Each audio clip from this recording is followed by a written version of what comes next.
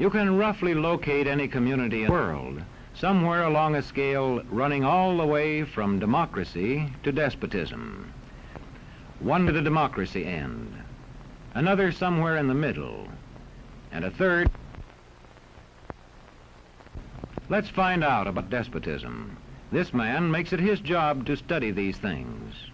Well, for one thing, avoid the comfortable idea that the mere form of government can of itself safeguard a nation against despotism. Germany, under President Hindenburg, was a republic. And yet in this republic, an aggressive despotism took root and flourished under Adolf Hitler. When a competent observer looks for signs of despotism in a community, he looks beyond fine words and noble phrases. For which it stands, one nation, indivisible, with liberty and justice for all. Many observers have found that two workable yardsticks help in discovering how near a community is to despotism: the respect scale and the power scale.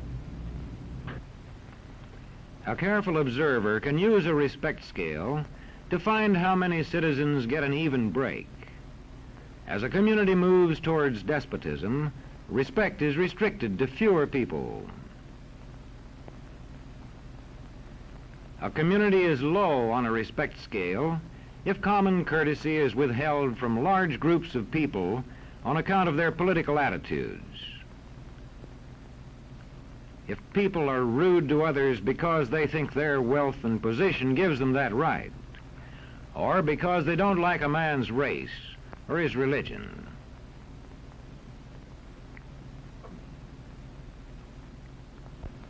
Equal opportunity for all citizens to develop useful skills is one basis for rating a community on a respect scale.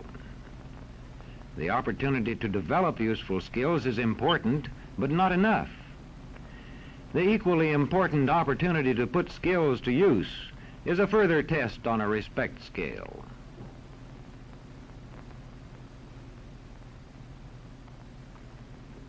A power scale is another important yardstick of despotism. It gauges the citizens' share in making the community's decisions. Communities which concentrate decision-making in a few hands rate low on a power scale and are moving towards despotism. Like France under the Bourbon kings, one of whom said, "The state, I am the state." Today, democracy can ebb away in communities whose citizens allow power to become concentrated in the hands of bosses. What I say goes, see? I'm the law around here. The test of despotic power is that it can disregard the will of the people. It rules without the consent of the governed. Look beyond the legal formalities of an election in measuring a community on the power scale to see if the ballot is really free. If the citizens can vote only the way they're told, a community approaches despotism. When legislatures become ceremonial assemblies only and have no real control over lawmaking, their community rates low on a power scale.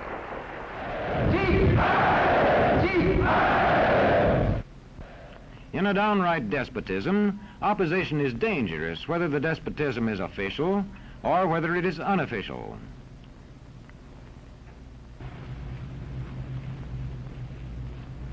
The spread of respect and power in a community is influenced by certain conditions, which many observers measure by means of the economic distribution and information scales.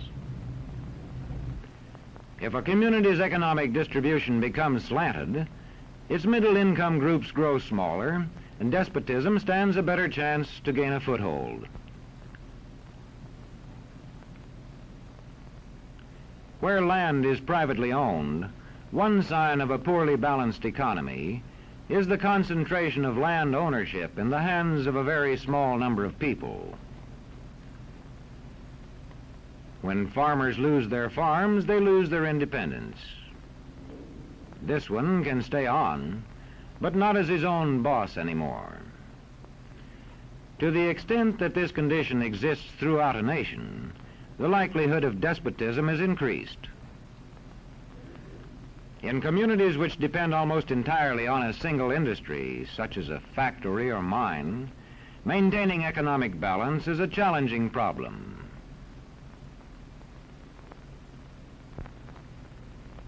If this condition exists over the nation as a whole, so that the control of jobs and business opportunities is in a few hands, despotism stands a good chance.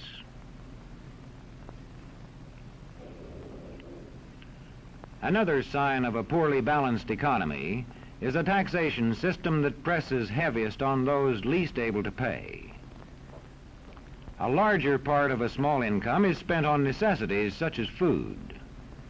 Sales taxes on such necessities hit the small income harder. In the days of the salt tax, feudal despotisms were partly sustained by this and other effects.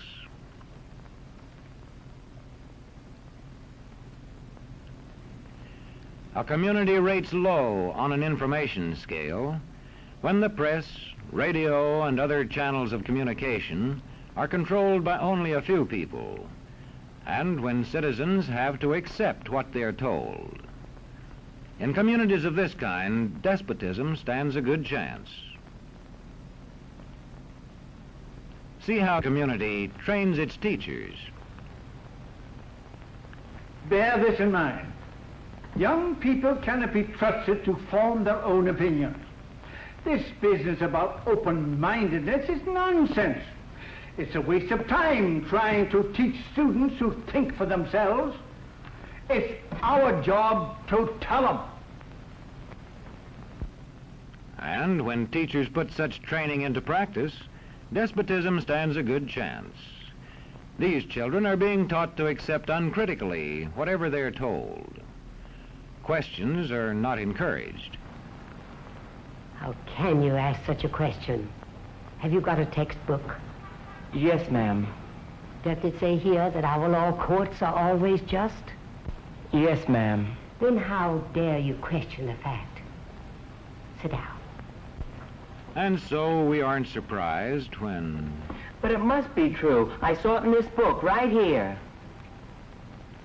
And if books and newspapers and the radio are efficiently controlled, the people will read and accept exactly what the few in control want them to.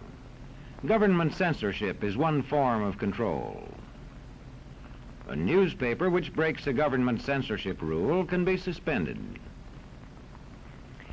It is also possible for newspapers and other forms of communication to be controlled by private interests. I thought I told you to kill that story. It'll cost us a lot of advertising. If that story goes out, I quit. All right.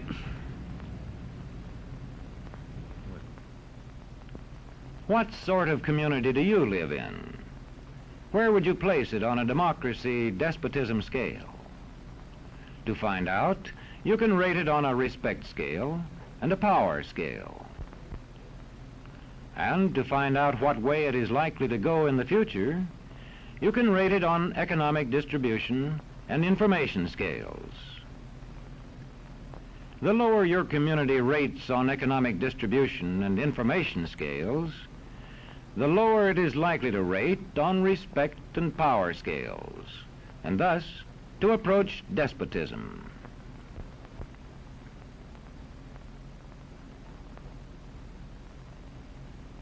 What happens in a single community is the problem of its own citizens.